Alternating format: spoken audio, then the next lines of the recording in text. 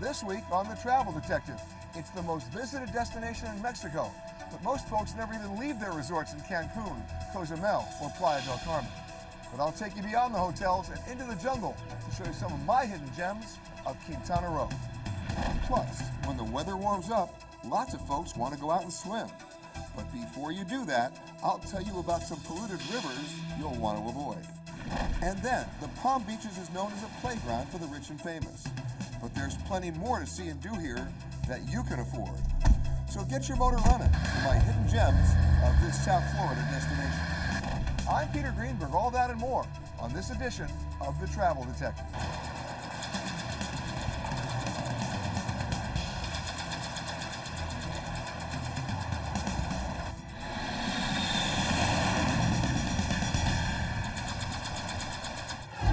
Quintana Roo is the youngest state in Mexico and includes resort towns like Cancun, Cozumel, and Playa del Carmen, not to mention the ancient city of Tulum. There are plenty of compelling reasons why this is the most visited destination in all of Mexico. The warm water, the white sand beaches, and of course, the Mayan ruins. But there's a whole lot more beyond the all-inclusive resorts because, quite frankly, the all-inclusive resorts don't include any of this. So let me show you some of my hidden gems of Quintana Roo. Located on the Yucatan Peninsula, Quintana Roo is the easternmost state in Mexico. Most of the coastline lies on the Caribbean, with a small part of its northern coast bordered by the Gulf of Mexico. It's believed that the Mayan population appeared in the area between 500 BC and 250 AD, and during that time, Quintana Roo was considered the gateway to the Mayan world. The decline of one of the world's most sophisticated ancient civilizations is still the subject of many competing scientific theories. Still, remnants of their culture can be found throughout the Yucatan Peninsula. Quintana Roo contains the well-known ruins of Tulum and Cobá, but there are also the lesser-known and far less crowded ruins. There's El Meco, with its town center, dominated by El Castillo, thought to have been a major commercial trading center, and Muyil. It's one of the earliest sites on the Mayan Riviera, located along what had been a major trade route on the Caribbean. And from Muyil, it's just a short walk through the jungle to a place that you don't want to miss. Sian Ka'an is a special biosphere reserve. In fact, it's one of Mexico's most protected areas. 1.3 million acres of tropical forest, savanna, beach, and wetlands. But it's not what you come to see here that matters. It's what you come to do here. And that means a hands-on, authentic Mayan cultural experience. Alberto Camal is the director of community tours in the 1.3 million acre reserve. He's also my guide for the day and a local of Mayan descent. So I am a person from the jungle. I'm a real jungle man. So I came in this area when I was 13 years old. Growing up here, with the biosphere as his playground, Alberto gained the knowledge and learned the traditions of his Mayan ancestors. Here you can see one of the most important trees in the jungle, which is the antidote of the snake bite. I'm gonna make a little cut where you can see the sap. And look, it's very bitter and a little sticky, but it's a really good medicine. Or if you have no fiber, if you need to make your bed, let me show you this tree here. Look, now I do have fiber. I can make a flip-flops, I can make a bed, I can make a hammock, I can tie everything with it. The majority of our guides are all Mayan here in the Yucatan Peninsula like me. I know all of the medicinal plantas, all of the edible, all of the aromatic plantas, so we can make everything that people want here in Sian Ka'an. And one of the things that people want is chewing gum, or chicle, as it's called here. But before you can make the gum, you need to gather the white, gummy substance from a sapote tree. A chiclero climbs the tree with a machete and then makes diagonal cuts in the bark, allowing the sap to flow into a bag that then fills up with a sticky fluid that will then be used to make the gum. How are you? Oh, great. Where are we going now? Now we're going down there to cook this in the pot. The sap is poured into a hot kettle and stirred vigorously for about 20 minutes until it becomes firm and begins to form a little ball. Is that fast enough? Yes. Good, because I'm not going to go faster. How long have you been making gum? We have been making gum for about 20 years. It was invented by the ancient Mayas. They were cleaning teeth with it, and it has no flavor. And nowadays we add lemon, menta, and cinnamon. So here's my stupid question. Yes. How do you get it out? You put your hand in the water and then you take it. It's pretty hot. Okay, put your hold there. Ready? And I walk down there.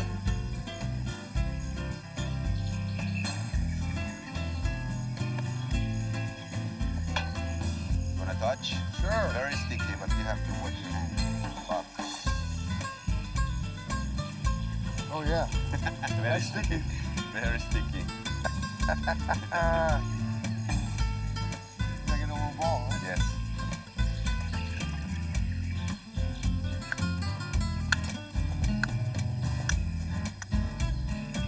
What are you doing? So now you can really touch it. It's not sticky anymore. Because it's cold. Oh yeah. Yes. We're gum makers. Yes. We're gum men. We're gum makers. Come on, let's go. But there's a whole lot more to do while visiting the biosphere. Of course, there's lots of nature, but you can also learn about other traditional Mayan practices. We are going to harvest one of the very special bee in the Yucatan Peninsula, but we have to wash our hand with these special leaves. This is what Mayan people do before they touch the hives and the bees to avoid being living energy into the hive. So this is one of the Melippona's bee hive, and this is the bee that can have a queen and a princess in the hive. So now I'm gonna open. You're gonna have a look. That's the queen. And this is where she put the eggs. These are the honeycomb. Do you wanna break a little bit in this Oh, one? you want me to put my hand in the Yes, bees? yes, please. You see? You can try it. It's pretty flavored. Oh yeah, that's honey. It's very sweet. That's honey. Yeah. Wow. So the really interesting about this honey, we can make medicina for asthma. We can make medicina for stomachache. We can make medicina of the snake bites. Can you make medicine for the bee sting? For the bee sting, And when do they sting? never. Never ever. So that's why women, kids, and people can have these bees. After spending the morning in the jungle, it was then time for one of my favorite activities. Based on this color, you would never guess this is fresh water. Yes, it looks like a salt water. But it looks like a very turquoise because the bottom is all limestone. Okay, go.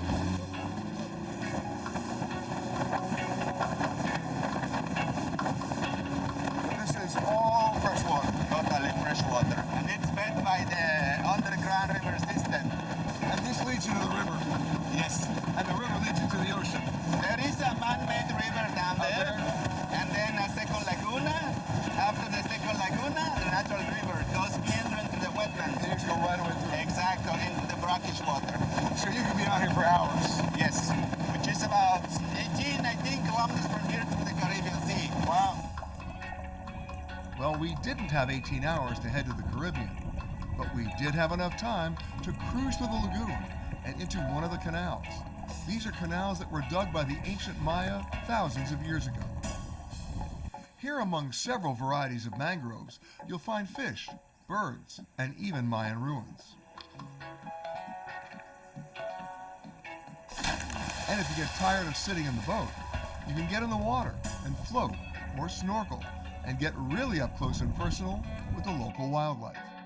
You could spend all day out here. Yeah, I me could too. spend a lifetime out here. Me too. Right? Well, you have. Yes. I know. Exactly.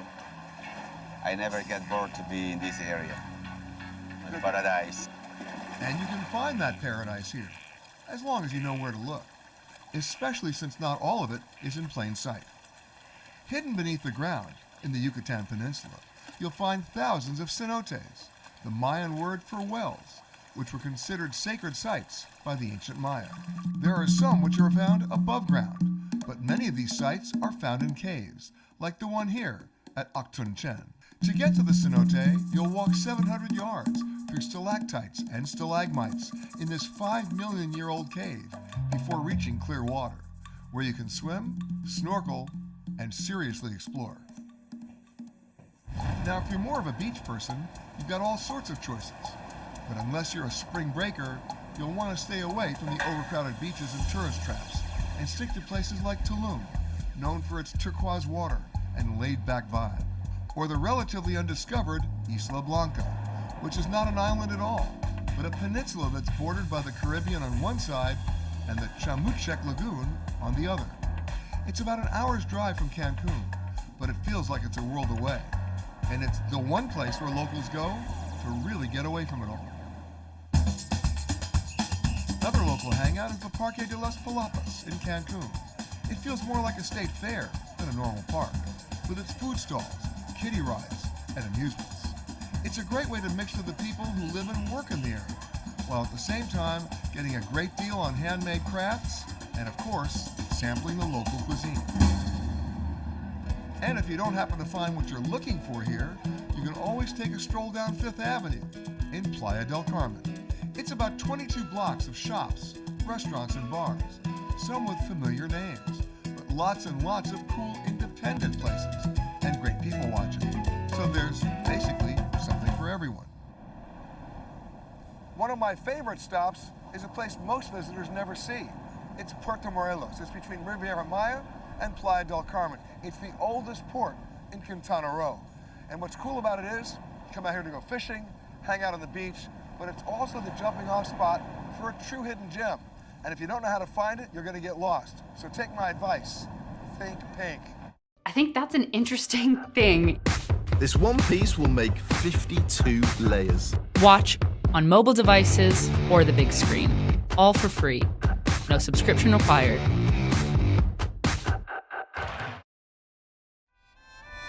Less than 2 miles from the Puerto Morelos waterfront, look for a sign off the main highway that says Mexico Lindo.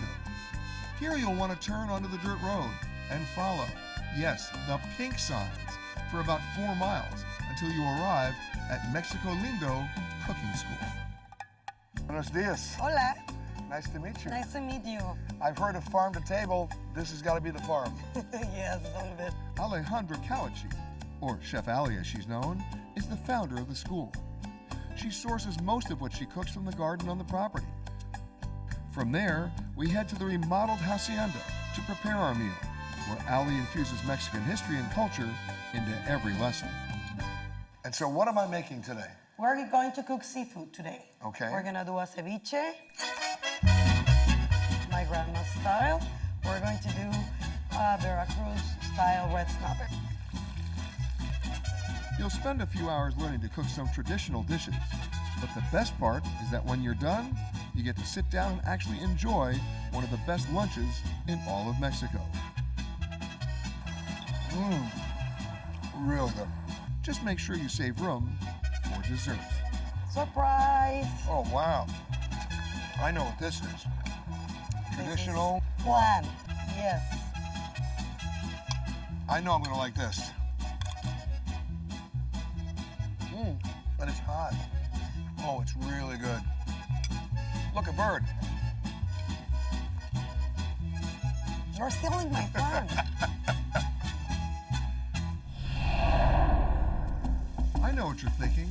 How can you possibly follow a meal like that?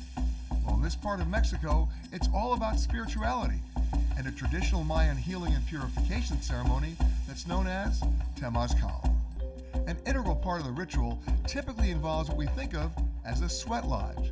A small hut is filled with hot volcanic rocks and herbs that are drizzled with water to produce intense heat and steam, believed to be both physically and spiritually therapeutic. But if you literally can't take the heat, you can still participate in a blessing ceremony, which is what I decided to do. Con todo el amor y el respeto With all the love and respect a nuestra tradición y cultura maya, to our tradition and Mayan culture, siendo conservadores de ella we keep these traditions y la estamos manteniendo viva, and we keep it alive. con esta ceremonia de purificación with this purification ceremony. ancestral This is ancestral y tradicional. and traditional.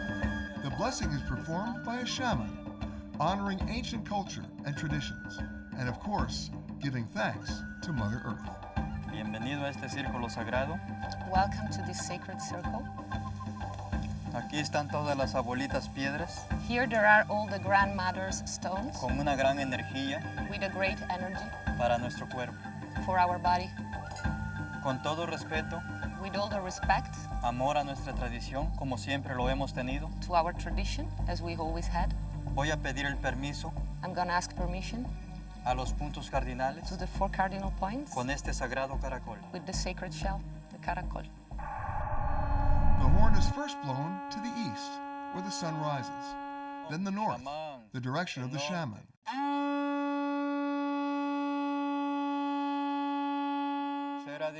To the west, and finally to the south. And before we leave the circle, we give thanks and blessings to the earth, our families, and our friends. Mucha suerte A lot of luck. y que haga realidad sus bendiciones. Gracias para todos. Así sea.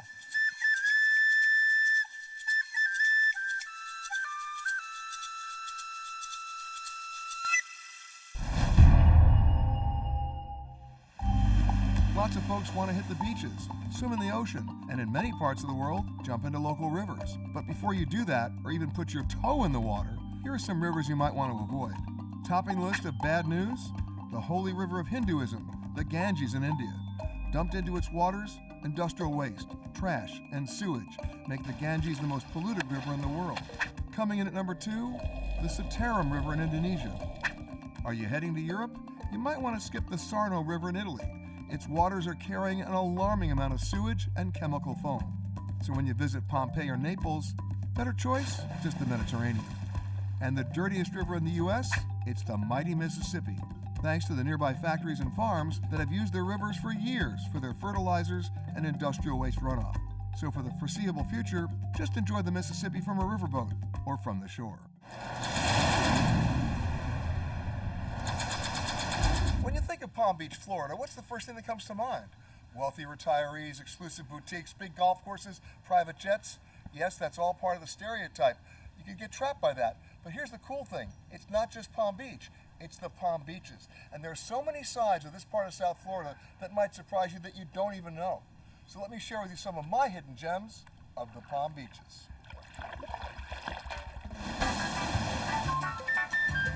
The Palm Beaches, or the area that makes up Palm Beach County, is located on Florida's Atlantic shore, 155 miles southeast of Orlando and about 50 miles north of Miami.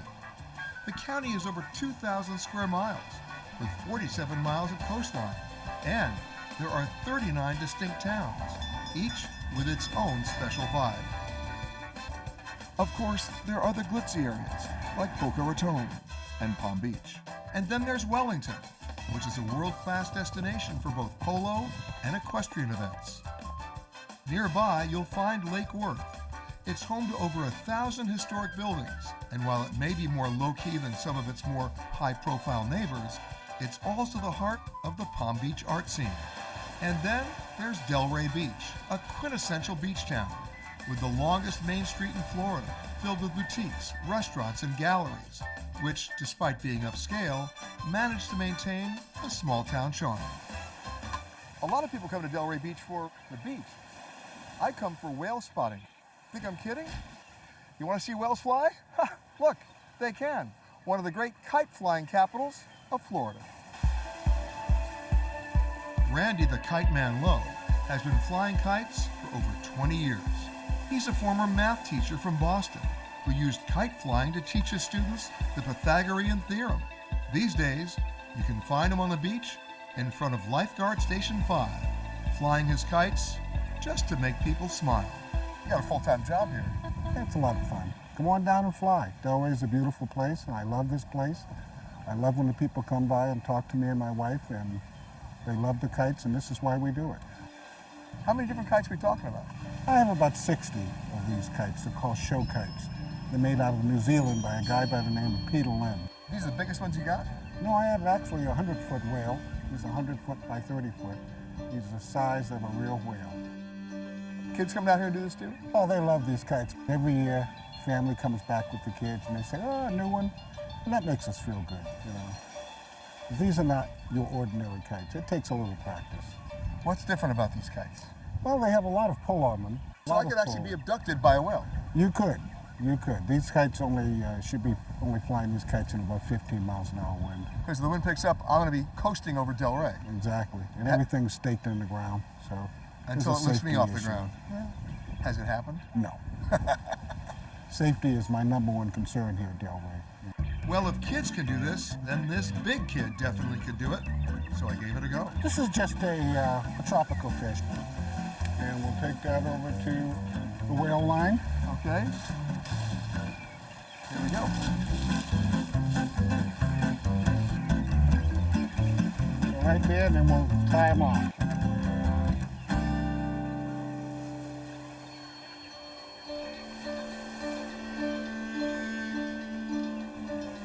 Wow.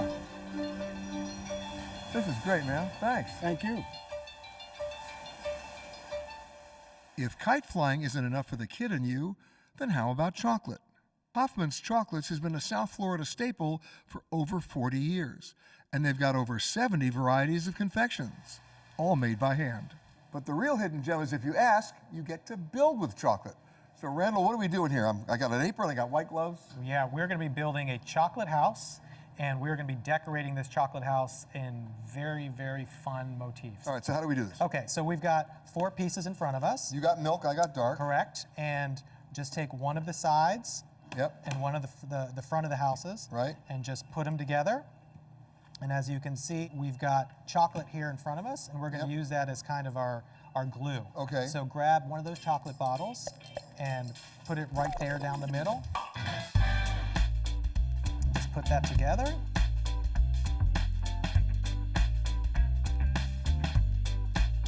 Look at that. Not bad. So are we done yet? Not yet. Oh no. Yeah, they even have ice cream here. Oh, what a surprise. Chocolate. That's a lot. Enjoy. Now, if you're a thrill seeker looking for something to get your heart racing, and I mean that literally, look no further than the Palm Beach International Raceway. Whether you've done a little racing before, or you're a novice, you can get hands-on experience with a professional driver in just about any car imaginable. The facility hosts a number of motorsports events throughout the year. But if you have the need for speed, you can learn to drive one of these very fast, high-performance cars. Anybody can come out here to the track and drive a car. It's an amazing facility. We've got 3 parts to it: the road course, the drag strip, and the kart track. There's something for just about everybody to do. So I can come out here and basically get into a car and drive the track. You can. You take this one here, it's one part of the Palm Beach Driving Club. 2-seater Radical, it's a real race car. Right. We've got the Bertle Roos Driving School, where it's all the way from point A to point B. They'll show you everything about how to drive on a race course. And then we've got the BMW Driving Experience, which is a little bit more, hey, I had no idea what a street car could do on a road course, and a really great experience. But this speedway, surprisingly enough, is also BYO, which means you can race any car. In my case, the vehicle I brought was our Cruise minivan. You heard me, a minivan. So to truly record this event, we piled into the family wagon and off to the races we go. Okay, put the floor down. Floor it down all the way. Okay, that's all I got. All right. Anybody can go fast and straightaways. You did an awesome job in the corners. That's what it's about. So now I can put the floor down. All the way. Get a half-mile back straightaway. Look at See this. what this mighty minivan will do. Hey, baby. All right, we're up to 70. We can see triple digits. I know we can. 90. That's what we're going to do. Oh! Sorry. Okay. After all, who needs a Formula racer when you're masquerading as a soccer mom late to practice? Nicely done, Peter. Nicely done. Topping off at 90 miles per hour in a minivan. I'd call that a personal best. And I live to tell about this experience as well as all the other hidden gems of the Palm Beaches. This week on The Travel Detective, it's the most visited state in Mexico, and yet most people who come here never seem to leave the hotels in Cancun or Cozumel or Playa del Carmen. But I'm going to take you beyond the resorts and share with you some of my hidden gems of Quintana Roo. That's our cover story. Plus, from Japan to Iceland, a toast to the world's most unusual and fascinating whiskey distilleries. And then, sometimes the best way to learn about a new city is to explore what's underneath it, uncovering the best-kept secret sewer tours. I'm Peter Greenberg. All that and more on this week's edition of The Travel Detective.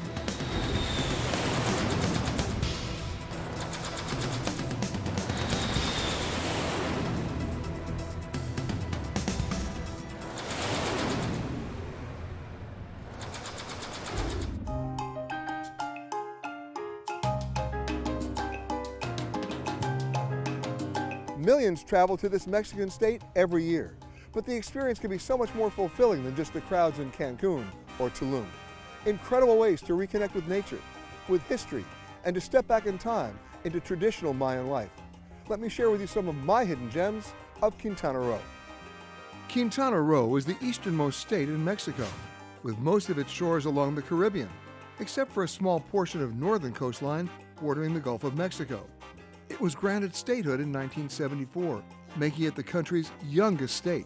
On the northeastern border of Quintana Roo is Cancun, a still booming destination responsible for 1/4 of Mexico's annual tourism revenue. But 50 years ago, there was nothing here but jungle and a small fishing village.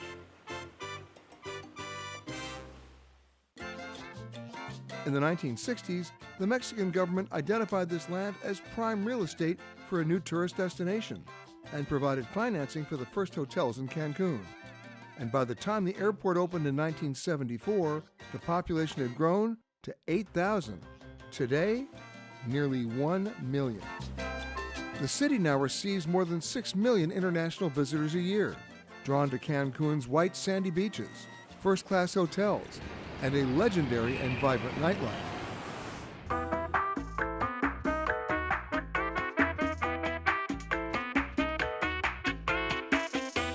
The second largest coral reef in the world runs past the shores of Cancun, attracting 800,000 snorkelers and scuba divers every year.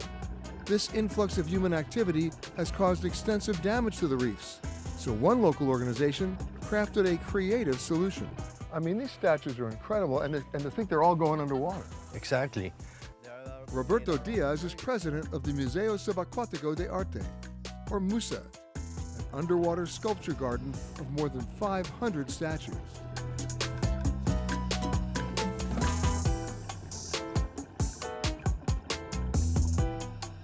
The goal is to lure people away from the more crowded and endangered natural reefs and into the museum. And has it worked? Beautifully. Officials estimate the museum has diverted 90% of visitors away from the over-trafficked coral reefs, allowing the reefs a chance to heal and creating new, healthier environments for plants and fish to thrive. At the museum's above-water facility, they craft new sculptures and perform repairs, like on this statue that lost its head in a hurricane. All right, are you ready? Yeah, ready. Let's do it. A little glue, some plaster, and after it gets a coat of paint, it goes back in the ocean. And then we'll paint it, and nobody will know the head came off. The fish won't even know. They don't care.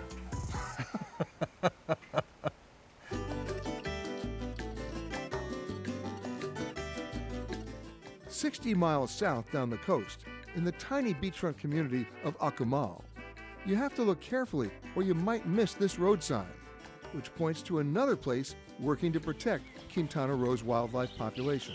You know, when people come to Cancun, they don't really know about this place, do they? No, actually, even locals don't really know about this place. We are hidden in the jungle, actually. Stefan Schmidt is the director at the Akumal Monkey Sanctuary.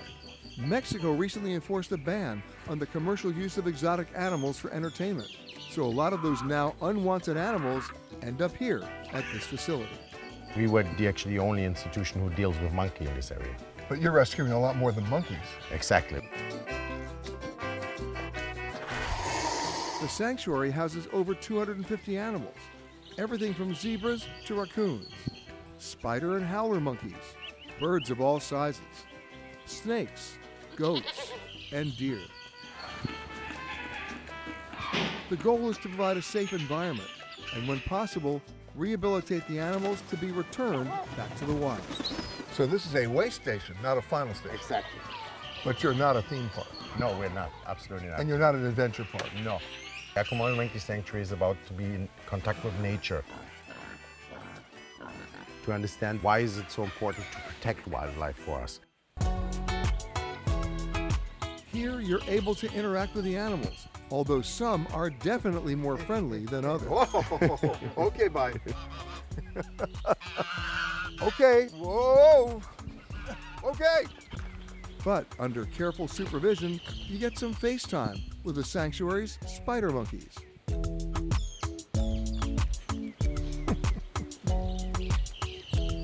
She's eating well today. She's eating very well today.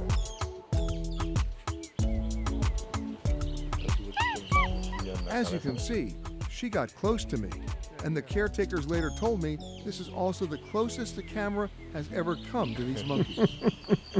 The ultimate goal is the change of mind. People come sometimes and think we are a zoo, and when they leave, they say, wow, I've been part of a rescue mission actually. And then they understand that they actually did something for wildlife with this visit.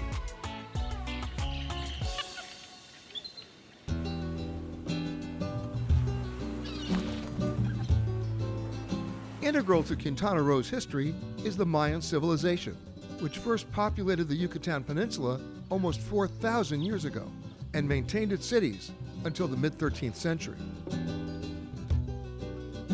Many visitors to Quintana Roo only experience Mayan society through the ruins at Tulum.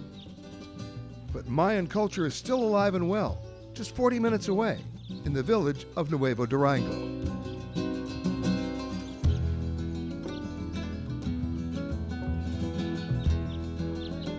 An estimated 300,000 Mayan descendants currently live in the Yucatan Peninsula, and Nuevo Durango is one of the older Mayan communities in this area, even though it was only founded in 1945. And local resident Enrique Wilcab helped to show me around. This town, it's more small than the other town. We have 300 people living here. Only 300? Just 300 people. And let me guess, everybody knows everybody. Yeah. Here it's all about participation in something called community-based tourism. Step away from the all-inclusive resorts and step into the everyday life of the village residents, where ancient Mayan traditions are still practiced. And you still pray to the gods? Yeah, because we grow the land. We ask for enough rain for all the plants we have. Yeah. And are the prayers working? Yeah. You can see the results of these prayers yourself in the luscious garden rows. Here, Enrique and the other residents grow the same types of produce that their Mayan ancestors did. And they use it to make the same food, like siklipak, a hummus-like dish made from combining ground squash seeds. It's heavy. Almost done. Tomato sauce, cilantro, and a little salt. Okay, that's it. That's it. No mas. No mas, no mas. 4 simple ingredients to make an important Mayan dish. Okay, you look like a Mayan chef. You are a Mayan. I am not a Mayan chef. You're a Mayan chef. So what's the significance of this dish to your culture? The life. The significance, the life. Toda su vida. Sure. Because it's the food the people they use for 100 years ago. The original recipe. Yeah. Never changes. Never, never. Yeah, normally you can find in all the houses of the families. If you visit one family, it's sure he's going to give you a plate of siklipak. It's very important. So if he asks what's for lunch, you already know what's for lunch. Yeah.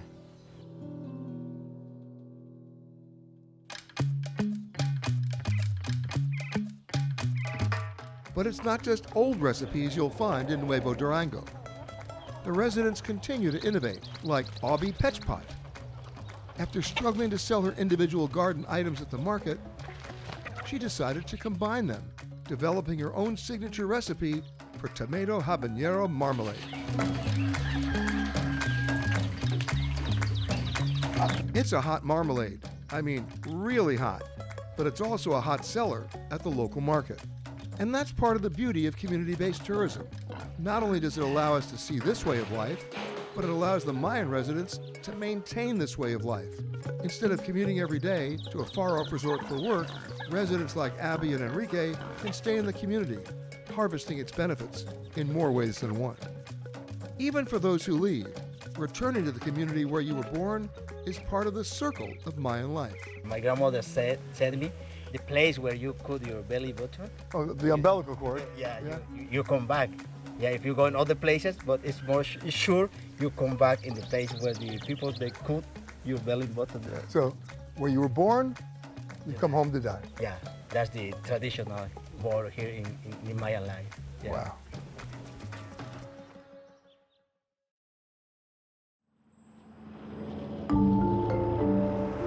Back near the coast, there's an easy-to-miss dirt road that will lead you to another Mayan community called Tanca.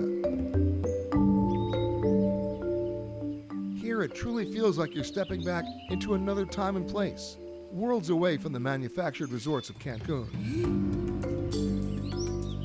You can really get away from the crowds, as only about 2% of Cancun's visitors ever come near a place like this. And the residents of this village are also the caretakers of a series of open-air bodies of water known as cenotes. About 40 minutes outside of Playa del Carmen, and only about 5 miles from Tulum, you'll find this, the largest open-air cenote in all of Quintana Roo. It's called Tanca.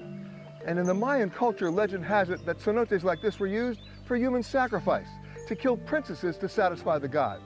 Well, I've got some good news. I checked it out. They didn't do that here, so you can canoe with confidence. But here's my advice. Come here early in the morning before anybody else even gets here, and it'll just be you and the gods. Away from the crowds, you can explore the waters, with or without a canoe.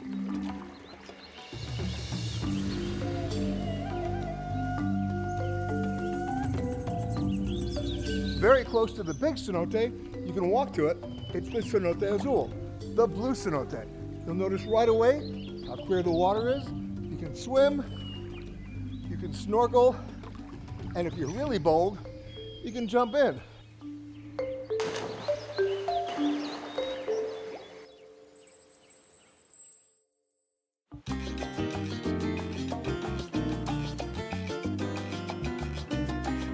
You can also jump over from the mainland and head to Cozumel, Mexico's largest island in the Caribbean, just 12 miles off the coast. But first, you have to get there. You can always take the ferry from Cancun to Cozumel, but the trip's going to take you about 2.5 hours.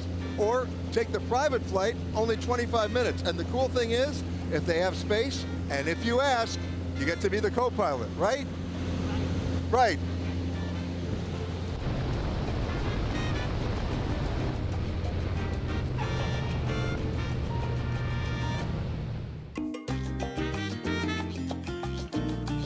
On Cozumel, you can do a deep dive into ancient Mayan ruins. How are you? Hey, hello, my friend. All right. You can also charter a boat, like we did with Sergio Sandoval, and go fishing. It's a fun activity, but it also helps the locals deal with another population explosion, the invasive species known as lionfish. They're indigenous to the Pacific and Indian Oceans, and these lionfish invaded the waters here about 25 years ago, decimating the native fish populations and disrupting the coral reef habitats. So the key is you got to get rid of the lionfish. Yes. The more we can catch and take it, it's better for the reef, yes. And the best way to catch a lionfish? A good old-fashioned spear. There you go, you have your dinner. All right. Lionfish. Hey, lionfish. The fishermen work with local restaurants to allow you to enjoy your fresh catch, like here at Casa Mission with Chef Victor Canto Lopez. Este es un pez león y lo vamos a preparar en ceviche. Le vamos a quitar las espinas porque es muy peligroso. Yeah, dangerous spine. Y las aletas se las vamos a limpiar igual. Más peligroso. Es muy peligroso y la cabeza tiene muchas espinas. El ceviche es rico, pero con mucho cuidado. Okay. A warning, the spines are not just dangerous, they're venomous. posing the risk of a potentially fatal sting. So the spines and fins are carefully removed. Then you just add some onion, cilantro, and plenty of lime juice. Okay. And you turn an invasive species into an edible and tasty delicacy. Okay. Ready? Sí, listo.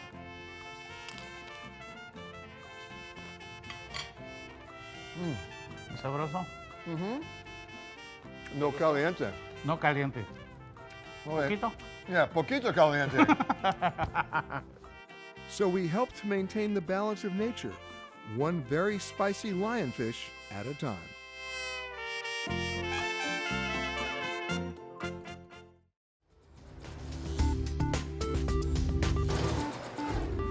When it comes to whiskey, whether you're buying from the top or the bottom shelf, chances are you think you're dealing with the usual suspects: Scotland, Ireland, Kentucky. But if you push out further along the whiskey trail and explore above and beyond those regions, you're in for a brave new world. The distilleries that are challenging the norm of where and even how whiskey is made. Iceland is not a country known for its alcohol production. In fact, beer was outlawed in Iceland until the 1980s. And their first whiskey distillery didn't open until 2009. It's been over 10 years experimenting, figuring out how to get this done. We're just at the brink of where you can grow the barley, where you can actually make this happen. Holly Thorkelson is a member of the family-owned Eimverk distillery, where at first glance, they seem to have a pretty standard whiskey making process. Dried grains are milled, mashed, and then fermented and distilled. It's of course challenging a bit. We're in a new place. We need to figure out a way to create a recipe that works with the Icelandic barley. And their recipe has a special ingredient. Over in Scotland, the traditional way to smoke and dry barley for whiskey was to burn peat, but at Eimverk, they use something else. In Iceland, it's a tradition to use sheep dung to smoke and preserve the barley for the winter. That has an impact on the whiskey. Yes, you heard that right. Sheep dung. It's an abundant fuel source in Iceland where the sheep population actually outnumbers the people. It's a lot of sheep in Iceland. It's an innovative idea, to be sure. But how's the whiskey? It tastes a lot better than it sounds.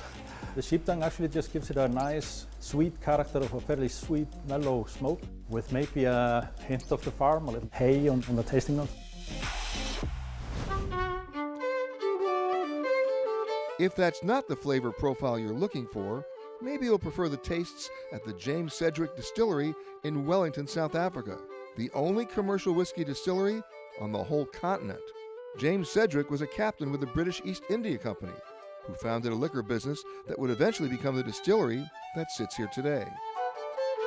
In addition to pioneering whiskey production in Africa, Sedgwick also produces the only whiskey made from 100% South African corn, which is a special ingredient more to my liking. The Suntory Yamazaki Distillery was built on this spot in Osaka, Japan, because of the purity of the spring water that flows here. Founded in 1923, this is the oldest malt whiskey distillery in Japan, and those who know refer to it as the birthplace of Japanese whiskey. One of its founders had studied the production of whiskey firsthand in Scotland, and then he took that knowledge and turned it into their own distinct flavor. In the 100 years since its founding, Japanese whiskey is now in high demand. In fact, a bottle of Yamazaki 55, a 55-year aged single malt whiskey, was resold at auction for over $800,000. In Las Vegas, Nevada, Lost Spirits Distillery may be changing how whiskey is made and what it means to take a distillery tour. This could be a Willy Wonka factory for adults, with tastings spread out between themed rooms featuring burlesque acts, a holographic band, and a simulated ride on a Jules Verne-inspired submarine, complete with animatronic fish and swaying chandeliers. In the midst of this spectacle, you'll learn about how Lost Spirits has pioneered a new method of distilling whiskey and rum, using a combination of chemical reactions and intense light treatment to age their alcohol in a matter of days rather than years. So the whiskey making feels futuristic, while the distillery itself is charmingly of the past.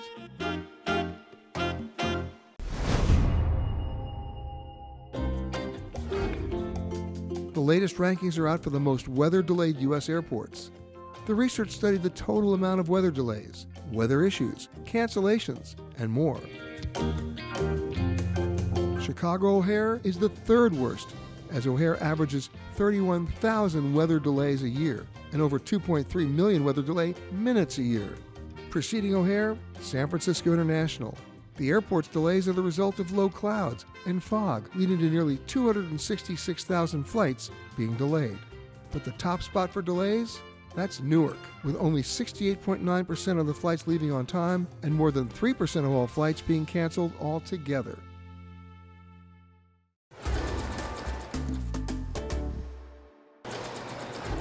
You probably don't need me to tell you that travel's all about seeing and sharing experiences, new sights, new sounds, but what about new smells? That's right. In a number of cities around the globe, there's a whole new world to explore. And where is it? Chances are, you're standing on it. In Vienna, Austria, many people visit the city's largest open-air market. But as local resident Geza Turner explained, that's just the tip of the iceberg. This here is the Naschmarkt. It is one of the oldest green markets in the world. As you can see, the vegetables here, you can buy meat, fish, spices, etc., etc. Everything. But the coolest thing is not what you see here, Peter. The coolest thing is what you see underneath. Down below. Exactly. If you manage to leave the Naschmarkt still hungry, then there's somewhere else you gotta see. But I gotta warn you, it might make you lose your appetite, or worse. It's probably easy to get lost down here. Yeah, very easy. Follow me, Peter. The sewage system, Peter, has a length of 1,400 miles. That would be the distance from Los Angeles to Missouri. Ooh, that's a lot of sewage. Oh, yes. The oldest parts of Vienna's sewage system were built by the Roman military, but much of what is seen today was constructed at the end of the 19th century. That is sewage. Yeah. And a lot of it. This is also the spot where they shot the most famous movie that was ever filmed in Vienna, The Third Man. Orson Welles. Exactly, Orson Welles. You can even take the Third Man tour of the sewer, complete with projections and lighting to recreate the mood of the Orson Welles movie as you stalk through subterranean landscapes. It's an iconic hidden world, but it's still a sewer. At any given day, it smells of malt or chocolate because there's a cookie factory not far away and a brewery. Yeah, well, based on what I'm smelling, it's not beer or chocolate day.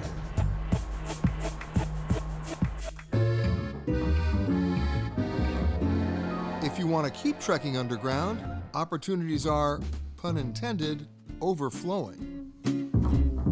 In Paris, the sewers were first opened to guests in 1867 at the World's Fair. And throughout its history, the Paris sewer system has offered tours via carts, a train, yes, even boats. Today, you travel on foot, getting a small glimpse of the over 1,200 miles of tunnels that run beneath Paris. The same sewer system where Jean Valjean took shelter in Les Miserables.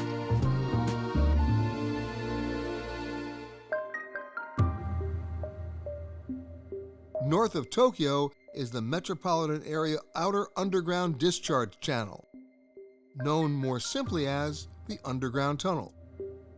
This massive $2 billion subterranean complex was built to control floodwaters by diverting them through 4 miles of tunnels, crucial for low-lying Japan. It's the world's largest underground water diversion system, including 5 enormous shafts that could reportedly each hold its own Statue of Liberty. And yes, you can explore this floodwater cathedral, as long as it's not actively in use. Sanitation management doesn't exactly scream date night. But in New York, at the Newtown Creek Wastewater Resource Recovery Facility, they actually hold a special Valentine's Day tour of their digester eggs, where the sewage plant sludge is treated and processed. The tour even went virtual during the pandemic, allowing the public to see some corners of the facility they otherwise wouldn't, and also skipping out on the scent. How romantic. That does it for this week. I'll see you next time on another edition of The Travel Detective.